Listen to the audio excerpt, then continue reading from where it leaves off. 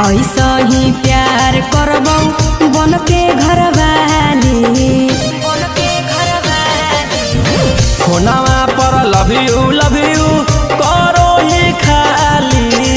ऐसा ही प्यार करबौ बन के घरवाली अगे कौची करमी जब तोर मंगिया टिक देबोगे।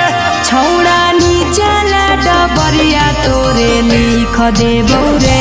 छौड़ा बाऊ के जमीनिया तोरे लिख देबौ रे।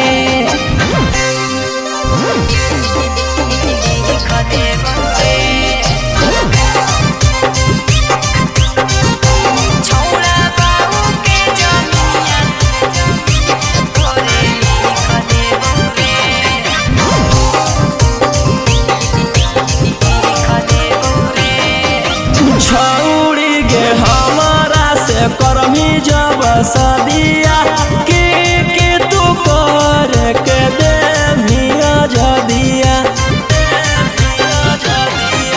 छौड़ा रे जे मन करतौ करी हो भोरे से सझिया ले लागल रही हो।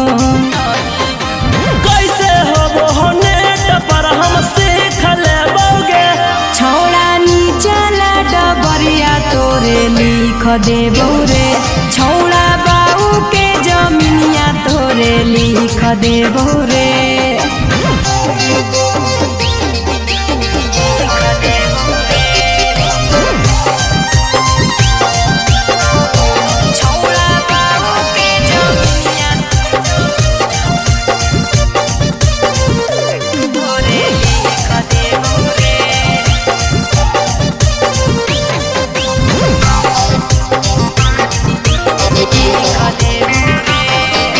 छौड़ी गे कोरा में सुतैबौ हमरो जगे बन जइने मौगी त डेली देबौ डोजगे।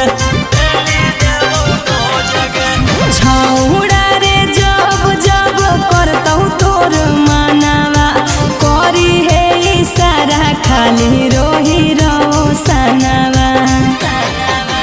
कितना पानी में होके तू परीख लेबोगे।